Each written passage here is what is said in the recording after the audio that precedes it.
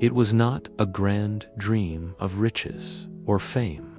It was a simple dream, yet a powerful one. He loved bicycles since childhood. He loved how two wheels could carry a person across miles with only the power of their legs. To him, bicycles meant freedom. He imagined helping children ride to school, helping workers reach their jobs, helping travelers continue their journeys. He pictured people leaving his shop smiling, their bicycles rolling smoothly again. Just thinking about it gave him hope.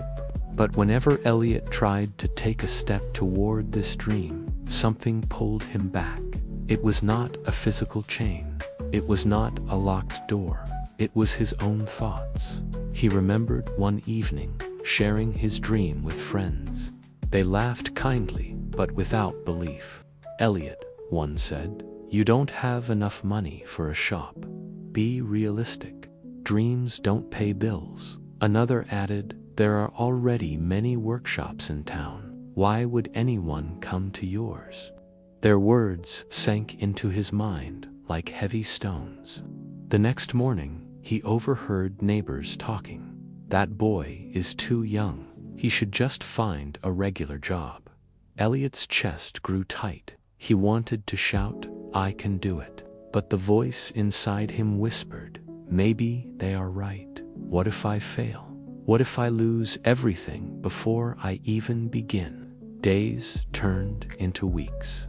Elliot still worked small jobs here and there, delivering packages, cleaning yards, fixing things for neighbors. But the dream of a workshop remained in his heart like a light covered by clouds. Every time he thought of starting, a shadow of doubt rose. "You are not good enough. You will only embarrass yourself. You will never succeed." These thoughts repeated again and again until Elliot felt weaker than ever. One evening, unable to carry the weight in his mind, Elliot walked out of town. He followed the path to the river, where the air was fresh and the noise of the town faded. He sat on a rock, watching the water flow. His head was full of noise, but the river moved silently, without effort, always forward. Not far away, an old fisherman sat mending his nets. He looked up and noticed Elliot's troubled face. His voice was calm, steady like the river. "Young man, you seem heavy with worry. What troubles you?" Elliot sighed deeply. "I want to build a workshop. It has been my dream for years. But every time I think of starting, I hear voices telling me I will fail. My friends doubt me. My neighbors doubt me.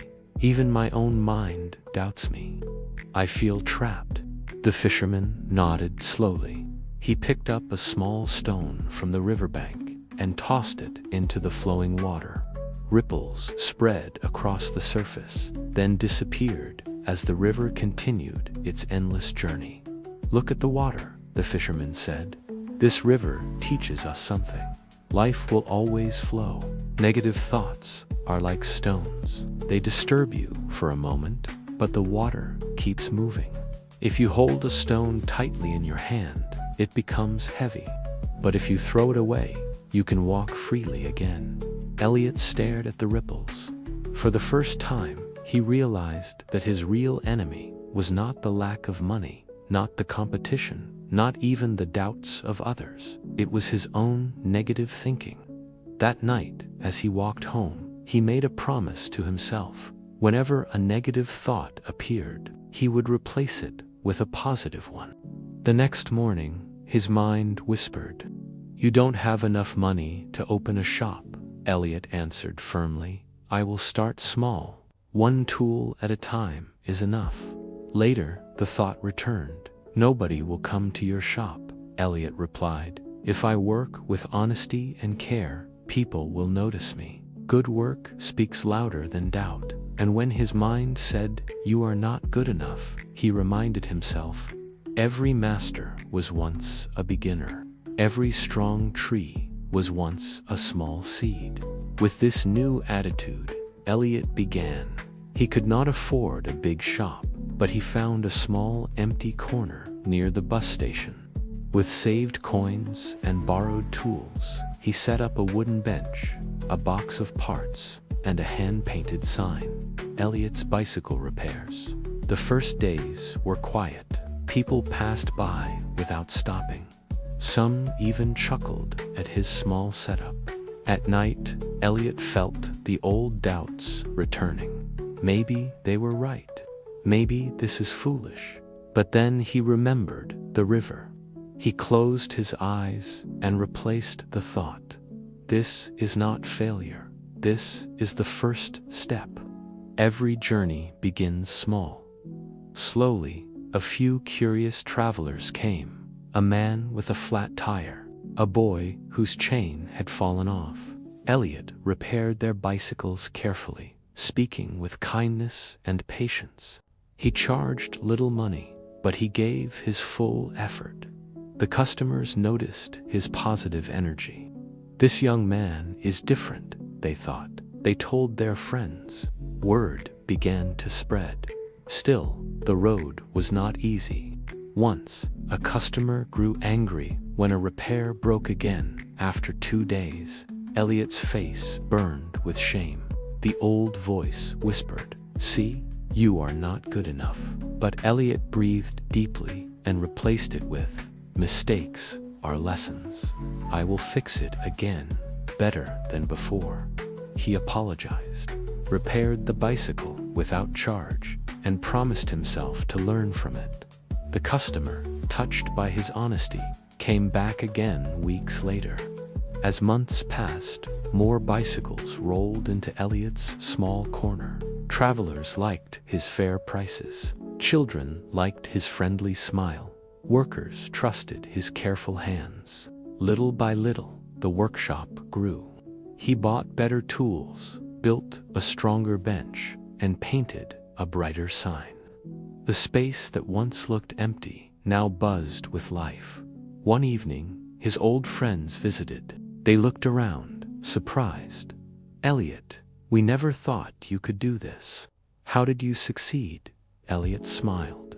"At first, I did not believe in myself either. But then I learned something important. Negative thinking kills dreams before they begin. Positive thinking gives you the courage to act." Problems still came, but with a positive mind, I had the strength to face them. His friends nodded, speechless. For them, Elliot's workshop was not just a shop. It was proof that belief could turn weakness into strength.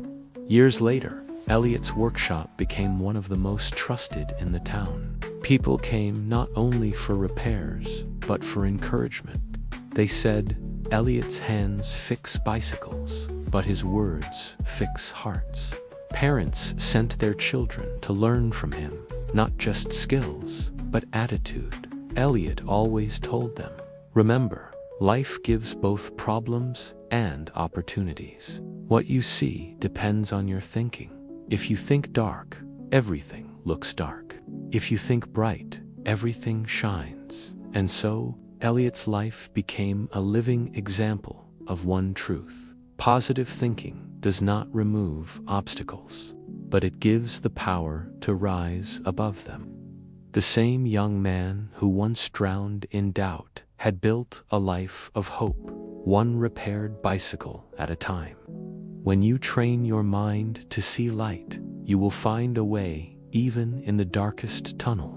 Share this story with someone who needs a little hope today.